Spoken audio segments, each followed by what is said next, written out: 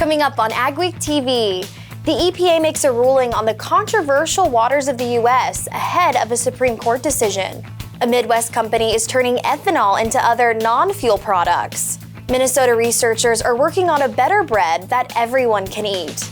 And how faster-growing cows can be good for livestock producers and the environment.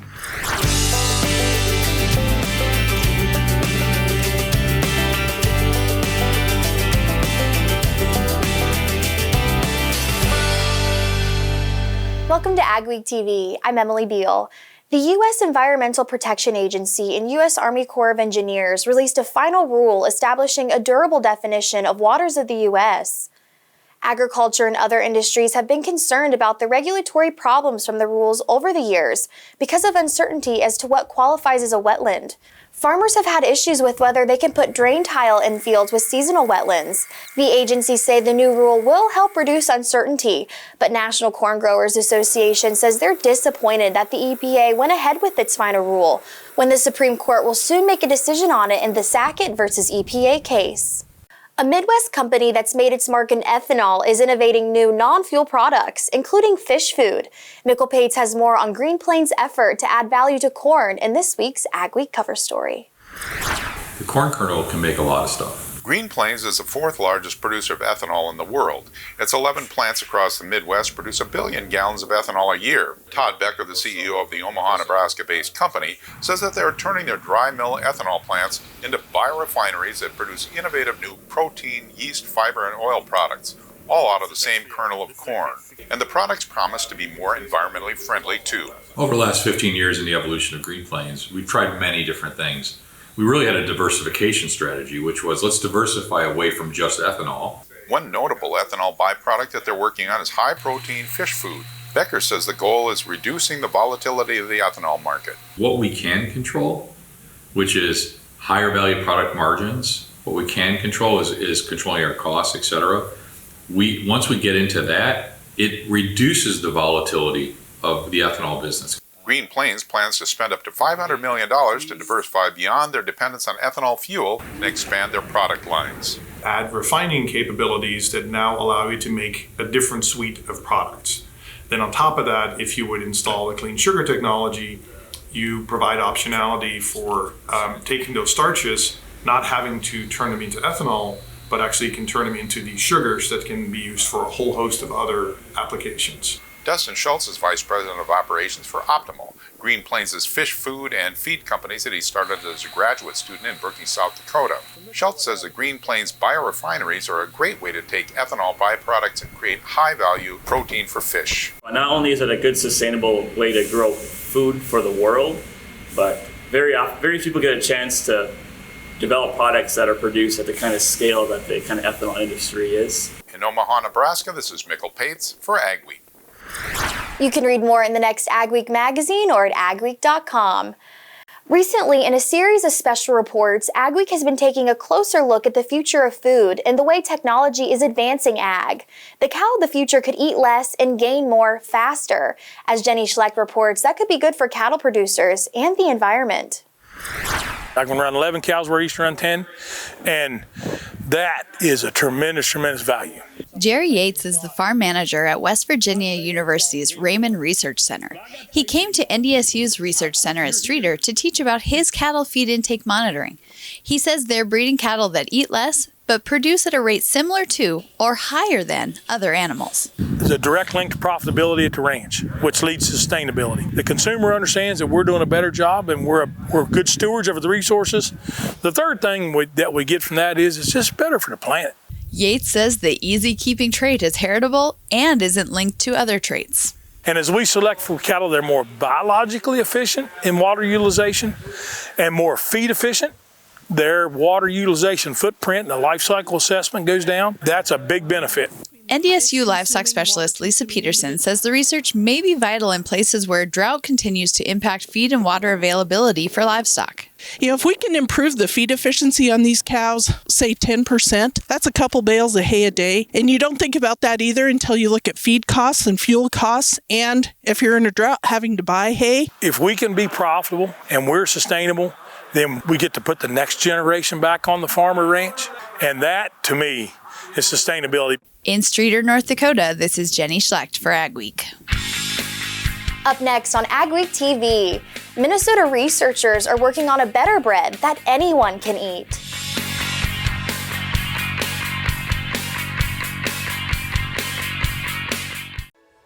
Every season has an end. After spending your whole life building something, it can be hard to move on to your next stage in life. But when that time comes, you deserve to have someone you trust guide you through the process. And by trusting us to pass on your legacy, it gives someone else the chance to create their own. Every auction has a story. Let us share yours. In the Midwest, we don't stop. Through high water, snow, or wind, we keep moving forward. For over 60 years, Moore Engineering has supported that progress by paving the road ahead. Our team of transportation engineers has proudly worked to build and maintain the streets, highways, and structures that support our communities and grow our economy. Moore Engineering, improving lives by building strong communities. There's no easy button, no guarantees, or promises of a good year. This is farming. It's unpredictable and demanding, with long days and sometimes stressful nights. It's weathering the storms and coming out successful. Farming isn't for everyone. We thank those who make it their life, because it is for everyone. Risk management is not just for the grains. Livestock producers, did you know you too can protect the price for your production? Livestock Risk Protection, or LRP for short, is a great tool to help you protect the price of your calves. Cattle producers can also protect their pasture and hayland from lack of rainfall with Pasture Rangeland Forage, or PRF insurance. This is a very affordable way to help producers in times of below average rainfall. Call the risk management specialist, Martinson Ag Risk Management. Attention farmers and ranchers. Do you have a clear understanding of carbon?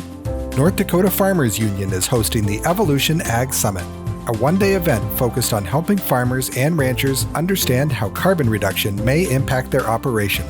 Speakers will focus on supply chain commitments, renewable fuels, and carbon sequestration. Join us in Jamestown on February 21st. To register, go to ndfu.org and click on Evolution Ag.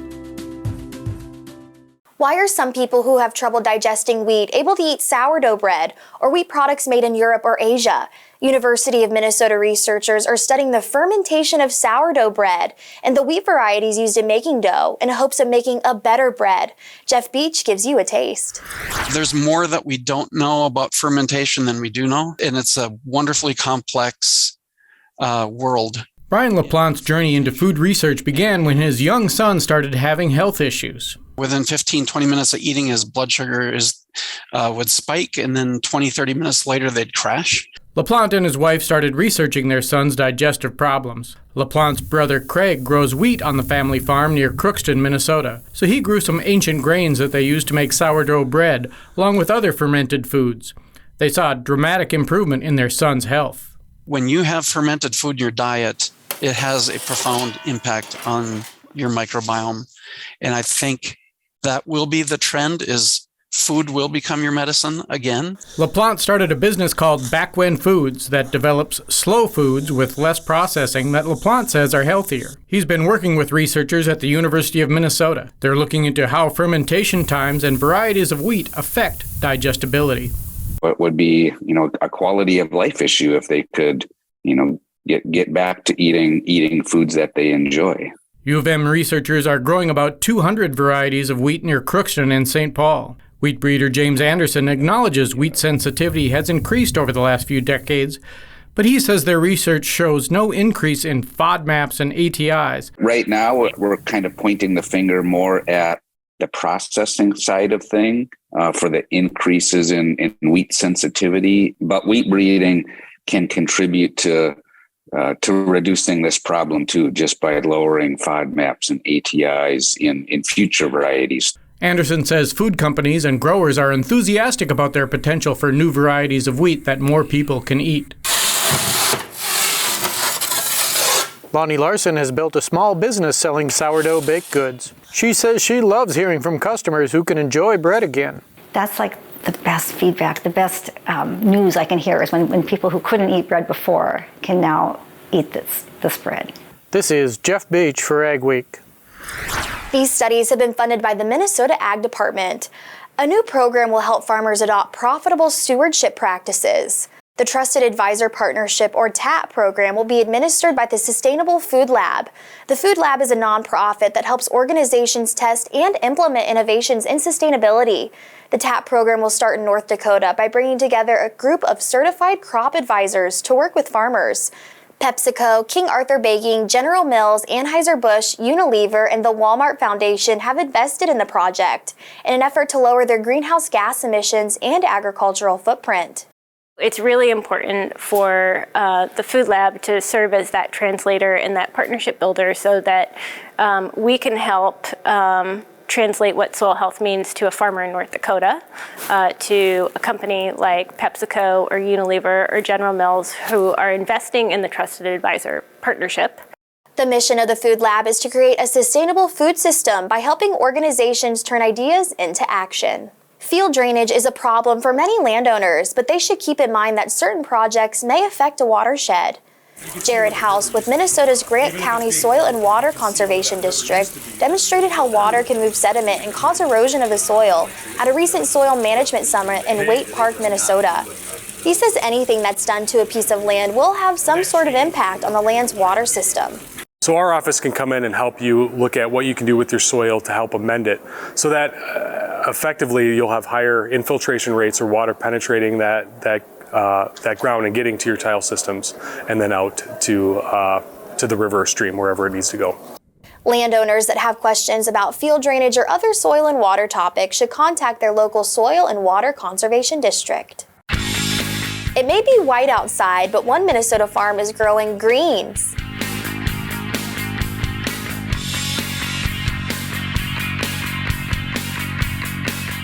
The team at North Star Ag is committed to quality and committed to you. We're not just a full-service dealer, we're farmers too, so we know you need the best machinery and services that'll keep you going all season long. We have the largest equipment inventory in the upper Midwest with a well-equipped parts and service department. So whether you need machinery tomorrow or parts today, stop in and experience what North Star Ag can offer on our website at northstar-ag.com or give us a call at 701-361-4790. The 41st Annual AgWeek Farm Show returns to the Graham Arena Complex at the Olmsted County Fairgrounds March 7th and 8th, 2023. All area ag businesses are invited to attend this great opportunity to showcase their products and services to area farmers and ranchers. AgWeek News will be at the show with additional opportunities for sponsorship and advertising. It's going to be a can't-miss opportunity for farmers and ag leaders in the region.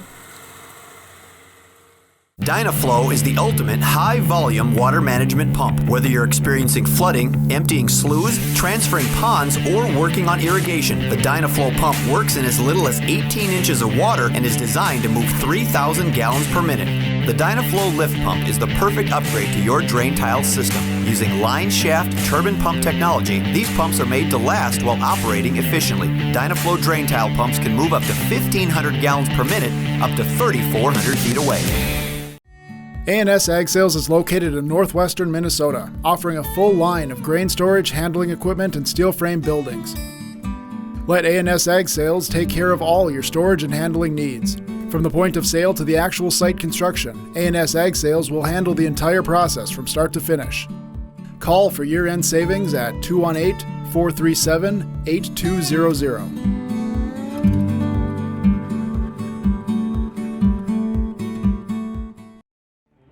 Since the inception of Vatterstadt, the spirit of innovation has led the company. We push the limits, providing innovative and reliable seeding and tillage solutions that simplify everyday life for farmers. We continue to reimagine the capabilities and technology behind farm machinery, providing customers with a perfect emergence while maximizing their yields. We look forward to growing together. The AgriWeather Outlook is sponsored by Excalia Fungicide from Valent USA. The snow is really piling up in some parts of our region. Here's John with our AgriWeather Outlook. The weather pattern, which brought Arctic air into much of the central and eastern United States right around Christmas time, has retreated. It's gone back up into the Arctic. We are left with a pattern that is decidedly cold, but it is, after all, January. It is not Arctic air. There is no Arctic air in the lower 48. Now, as far as the northern plains, upper Midwest goes, southern parts of this region will actually be mild enough to get some periodic melting days in between freezing days, so it's not a set mild pattern. In fact, the northern part of the area, North Dakota, northern Minnesota, will likely largely remain below freezing, and sometimes cold. There'll be some sub-zero numbers, but it is decidedly not Arctic air. Now, what all this means is that the storm track has shifted a bit. It has broadened, weakened a little bit, and I'll show you where the snow may come. It's still kind of looking like, overall, a cold and wet weather pattern for much of the central and eastern United States. We've just lost the really frigid air, which will stay mostly across the north. Briefly, there's a split in the jet stream, but that northern branch this week will kind of disappear, fade away, become less important. The primary jet stream through the middle of the country will do its typical meandering. I do expect this week there will be the occasional thawing day into places like Iowa, Illinois, Ohio, even Wisconsin. Southern Minnesota will get some days that go above freezing, but it won't be consistently. Consistently, this area will be below freezing, but we'll keep the really, really nasty cold up in central Canada. And in fact, as the week goes along, I look for that to be gradually retreating once again. If you're looking for a vacation in Florida, there will be some chilly days. The very south part of Florida will be fairly warm, but it certainly is not a warm pattern. And toward the weekend, it looks like they may even get another shot of somewhat cooler weather down into Florida. Texas looks relatively cool. The Southwest will have its usual warm air. As we get into the next week, which is, the middle of January still a mostly cold weather pattern, there will be a low pressure trough that will kind of fly through the middle of the country that may briefly mix up the air and bring a warmer day to some areas of the northern plains, but overall, cold weather. By that I mean below freezing weather. Not unusually cold, just near average to colder than average, which in January is mostly pretty cold. As far as precipitation goes, the primary storms this week are going to be on the coast. A lot of mountain snow in the west, a lot of coastal rain, and some of that will be fairly heavy. I do look for another East Coast system with some thunderstorms at least one day early in the week across the south. That'll eventually change to snow in the northeast, and at least one system that will bring light to moderate snow in the northern plains. The second week still looking fairly wet. Northern plains, upper Midwest, not excessively wet, but definitely a chance of some snow, and the West Coast will continue to see at least some temporary relief from the drought. Grain Handling Direct presents how to purchase grain storage solutions in your bathrobe. First, go to grainhandlingdirect.com, browse our products, check prices, and add your selection to a cart. You can place your order online or call our customer service reps with any questions. We'll route your order to the manufacturer and ship it directly to your front door. Grainhandlingdirect.com. Direct and simple to save you money. Improve the profitability of your ranch by partnering with Top Herefords. Attend the bull sale February 10th, 2023 at the ranch, Grace City, North Dakota. When you buy a Top Herefords bull, you're getting top-of-the-line genetics and benefits of marketing your feeder cattle and replacement quality heifers direct. It's a common-sense approach to greater profits on your ranch. View the 2023 catalog at topherefords.com and join us at the bull sale February 10th, 2023 at 1 p.m.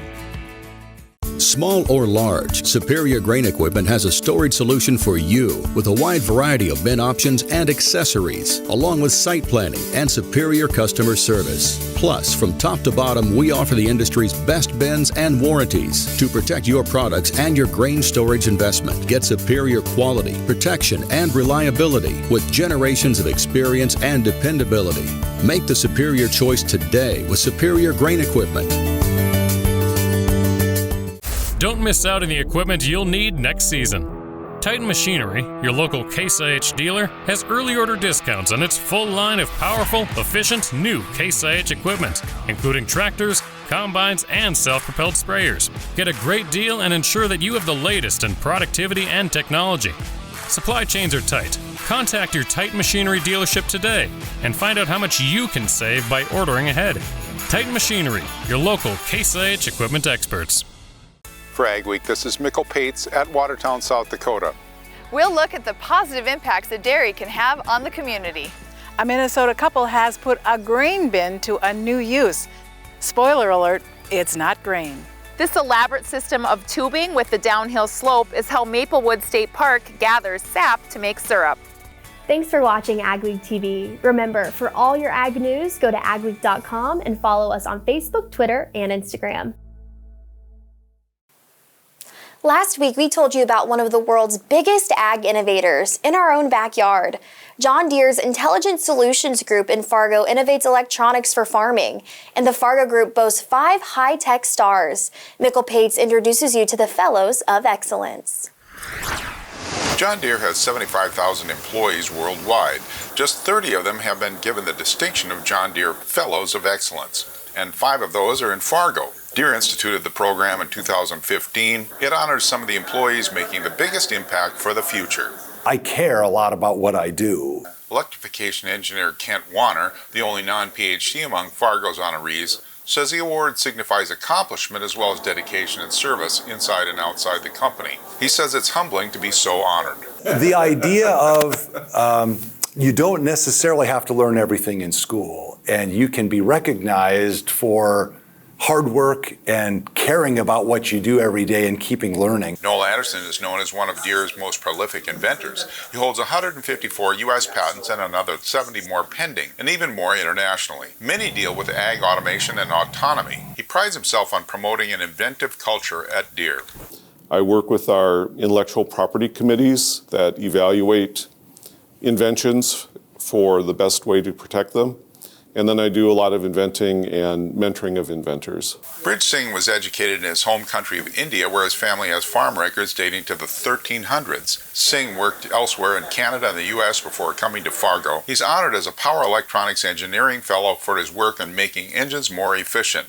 High voltage power electronics, design, testing, product development, technology development, putting this on the system. It's Will Cooper's job to make sure Deere products are reliable, durable, and environmentally friendly.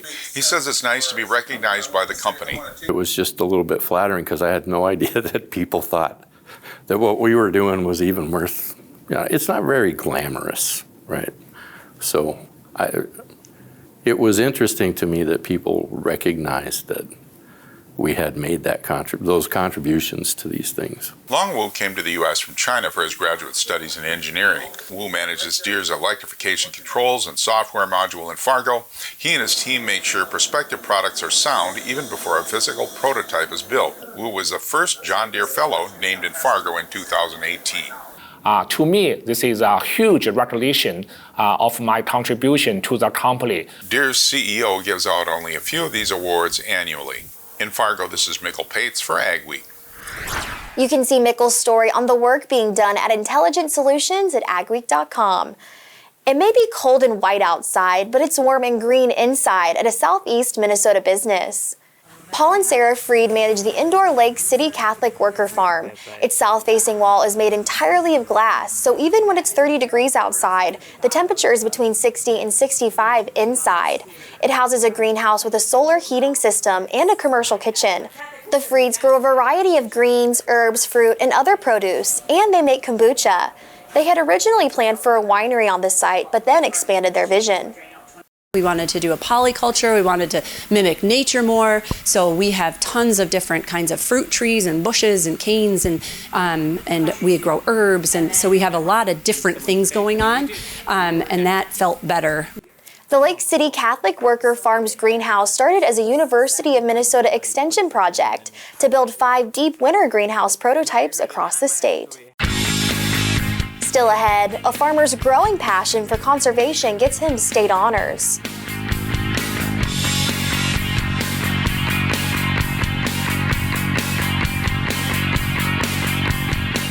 It's time to register for the Soil Health Conference, January 24th and 25th in Sioux Falls. With excellent keynote speakers, breakout sessions, awards, discussion panels, social events, and networking opportunities, this outstanding event will offer something for everyone. Students may register for free and can participate in a student essay contest. The conference will be held in conjunction with the Midwest Cover Crop Council annual meeting, January 23rd at the same location.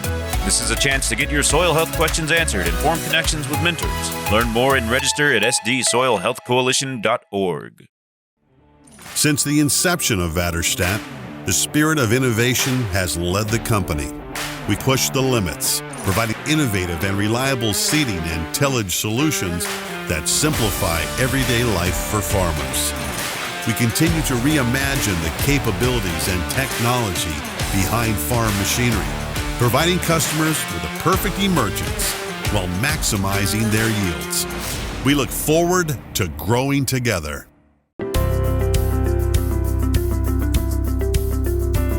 Omega-3 is a long-chain fatty acid that is beneficial in the human body. It's a superfood, basically. Omega-3 canola has helped us by diversifying our crop rotations. Plants look better, they're taller, they're thicker.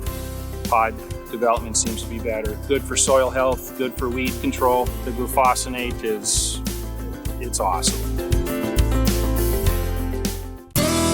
I'm Peter Bosch. I've been working with Gateway Building Systems for a little over 20 years now. I chose Gateway Building Systems to build my shop because I wanted a building that could both be used for my equipment and as a place for my family to hang out and do things.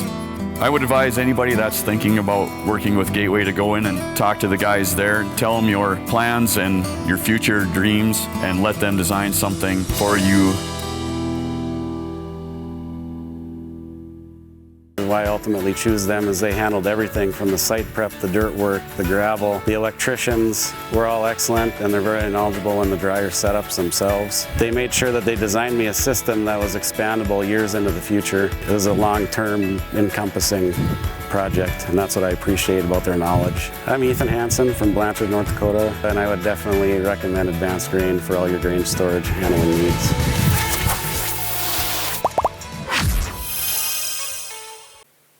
A farmer near St. Cloud has been named Minnesota's Outstanding Conservationist. Daniel Jansky grew up on his family's farm, and dairying was his passion, until he discovered regenerative agriculture. The Janskys implemented no-till farming and cover crops to their operation, which consists of beef cattle, a dairy, and cash crops. The Janskys have watched as regenerative practices greatly improve their yields and their soil's health. I think over the last 4 years, I've transitioned to have more of a passion towards regenerative farming. I think that's just something that I never experienced growing up, and now that I've experienced it, it's revitalized the way we farm to me. Like, I enjoy it, and every part of me wants to just be actively involved in regenerative agriculture. The Janskys use about 25 different cover crops on their acres. Stories you'll only see on AgweekTV.com and AgWeek magazine this week. A Minnesota couple will have a national voice in Farm Bureau programming for young farmers and ranchers. And we check in on the Lake Region Extension Roundup in Devils Lake, North Dakota. We appreciate you watching AgweekTV. Next week we begin our 9th season on air, and we hope you'll join us. Have a wonderful week.